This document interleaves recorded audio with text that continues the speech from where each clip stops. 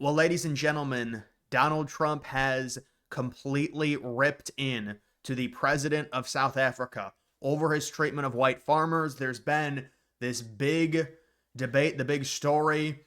Is there a genocide happening in South Africa? There's videos to where you can see all of these crosses. It's like thousands of crosses. And Trump says these are all white farmers who died. They've got political parties in South Africa chanting, kill the farmer. It's really bad stuff. And then they say, well, they have all the land. They need to give it up. They passed laws to force the white farmers to give up their land. And so the whites are like, all right, we're going to flee. And then they say, that's bad. So it's like, what do you want them to do?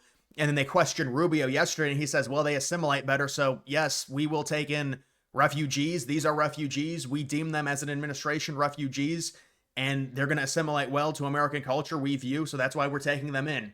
And he gets questioned by Tim Kaine and all these people who are just, it's really bad. But Trump is forcing the president of South Africa, who denies there's any genocide, to watch a video talking about it. And Trump is really calling him out in this clip. He's visiting the White House and the Oval Office here. Trump meets with South African president.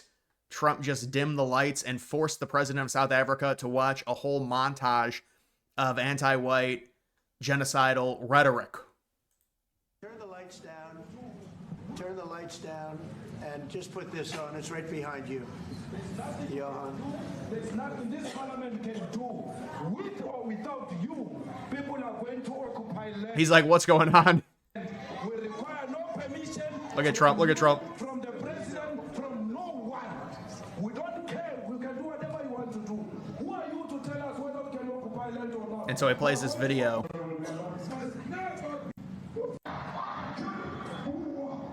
That's when they're chanting, kill the Boer, kill the farmer. They say it's a fringe political party. That's what South Africa says.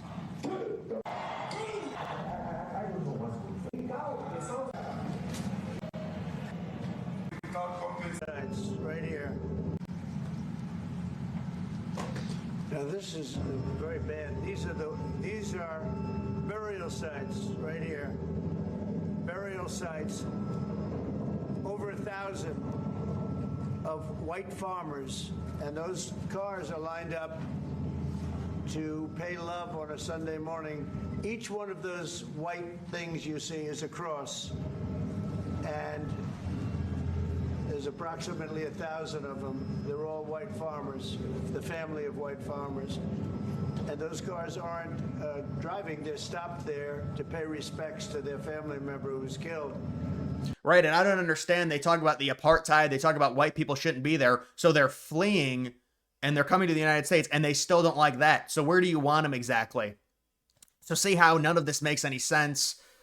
And then they complain. They're like, well, white people have too much of the land. Well, they're farmers. They're going to own a lot of land just based off of the business and what they do. And I mean, with how South Africa was development, there was heavy influence with white people developing South Africa. So yeah, they're going to have a lot of the riches from it. And then they deem it through the government. They say, we're going to take all your land and give you no compensation for it. And so they're like, all right, well, there's all these things going on. There's this discrimination. There's a political party chanting, kill the farmers. And they're a minority. They're a ridiculous minority in South Africa as well. They like to talk about minorities in this country. Well, they're like 7% of the population in South Africa. And they're mad that Trump is accepting them 59 total. And there's going to be more, apparently. But it's insane that they got angry at 59 white South African farmers, many of them farmers.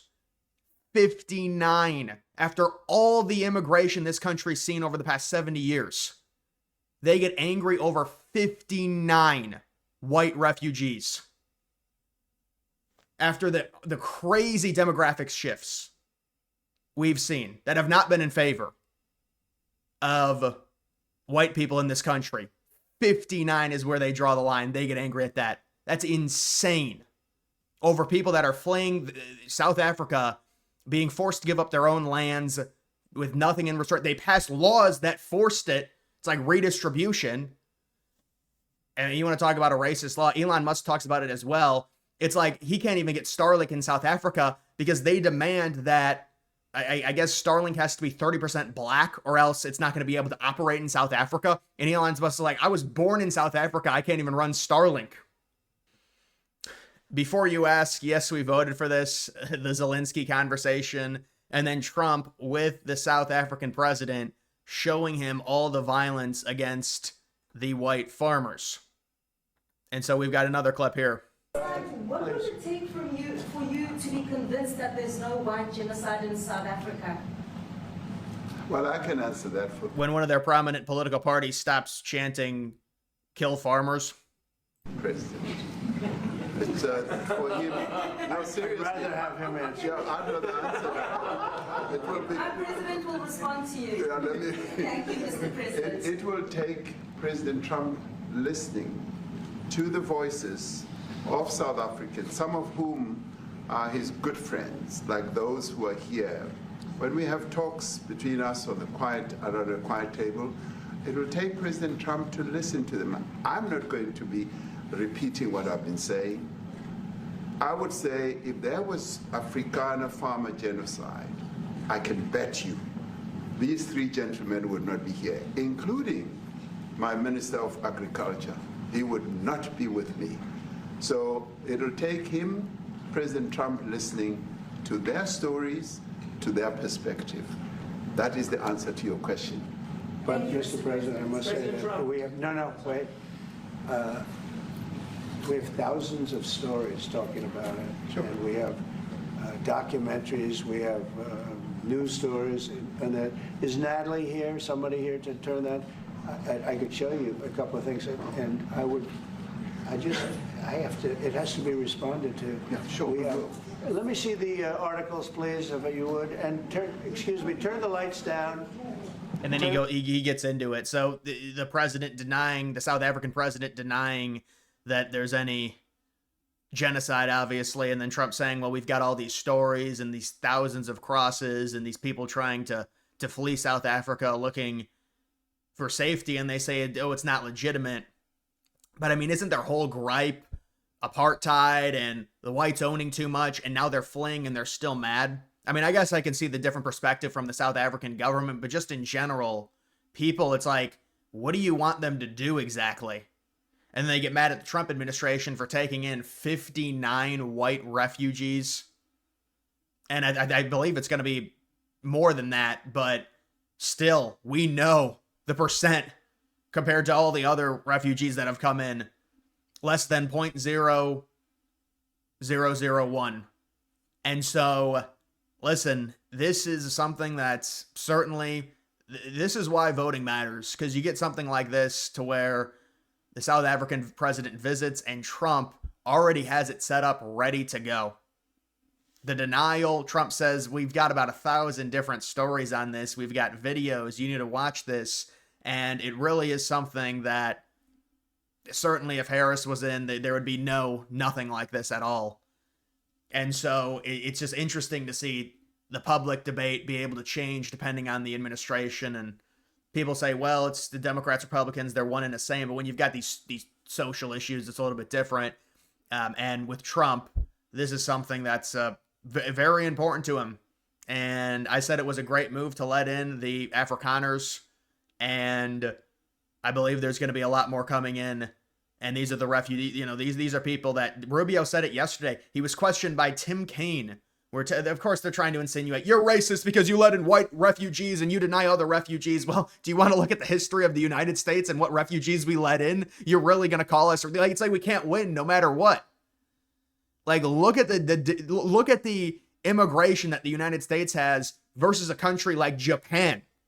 Because if you think we're racist, I got news for you. And I know Japan's a lot smaller, but still, even relative to where they're losing population, they still won't let in immigrants. But it's like, even when we let in the immigrants, we still get caught. 59 white African refugees come in because their land is being taken. They're not being compensated for it. You think, oh, that's based off of historical precedent to where they took too much. So then they're going to leave. And they're mad they're leaving. I want to ask you, so a well-justified fear of persecution? Yeah, they thought that their means? farms You were don't being think burned that down and they would means be anything? killed. I think that's a pretty good justification. There's legislation that's passed that they're going to take their land with no compensation. For wanting to come. They're afraid for their lives. And should it be applied in an even-handed way? That's an Oh my Our God. foreign Why don't you take a look at the racial demographic change in the United States? What are you talking about? An even-handed way. No, it hasn't been applied in an even-handed way. And I'm talking about the opposite of what Tim Kaine is talking about, based on the history in terms of our refugees and the refugees that we've let in. And the amount of people, this is a Democrat talking about this. They let in millions of people, and it's not even just the illegals, it's also the people on sham asylum claims. Did any of those people on asylum claims have laws created against them to where they had to give up their land for nothing in return? And you're saying this is illegitimate and it's millions, and Trump comes in and day one, the border gets completely shut down and it's a 95% decrease on border apprehensions. This is a Democrat who's just, they believe in open borders, and they're talking about letting in refugees that have been discriminated against. These people were discriminated against in their own country. Our foreign policy doesn't require even-handedness. It requires prioritizing the interests of the United States. Phrase says it doesn't require, Rubio, it doesn't require even-handedness. It requires prioritizing what's in the best interest of the United States. I like that. We're entitled to entrance as a refugee if you demonstrate a well-justified You're not entitled. Fear of persecution. No, you're not entitled. So can you have a different standard based upon the color of somebody's skin? Would that be acceptable? Well, I'm not the one arguing that. Apparently you are, because you don't like the fact that they're white, and that's why they're coming. I'm just asking you to say that would be unacceptable. Well, no, that I would say that the United States, a very easy thing the United to say. States has a right to pick and choose who they allow into the United States. Even based on the color of somebody's skin. You're the one that's talking about the color of their skin, not me. These are it's people whose assimilation. farms were being burned down and they were killed because of the color of their skin. Well, Well, you've demonstrated enough, because you think anyone should be allowed into this country for any reason because they met a certain criteria. Who has said that? We are going to prioritize people that come into Your our party country. said that. Who has said that? You guys let in 10 to 20 million over 4 years from 2021 to 2025. Who has said anyone should be let into the country? How many asylum claims did you guys deny? Why can Trump not deport all these people? Because there's so many people. The court case, it's completely backed up.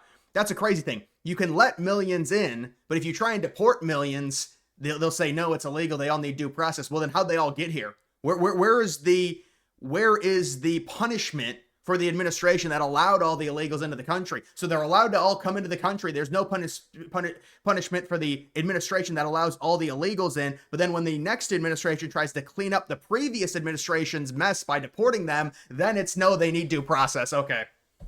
Due process in terms of what they all need court dates. We need to give 20 million illegals court dates. Sorry, I messed up the point. I think it was right here. Ask you to say that would be unacceptable. Well, no, I would say that the United States, a very easy thing the United States has a right to pick and choose who they allow into the being burned down and they were killed because of the color of their skin. Who has said that? We are going to prioritize people that come into our country on the basis of what's in the interest of this country. That's a small number of people that are coming. But in you that particular said case. this weekend that but there in would other be more. cases, it's harder to vet. In other cases, it's more difficult. And by the way, the United States admits people every year. Right. Well, that's good. That's good stuff from Rubio, talking about, the United States is gonna let in people that we think are good for the United States. That's what Rubio's saying. People that are gonna assimilate well to the country.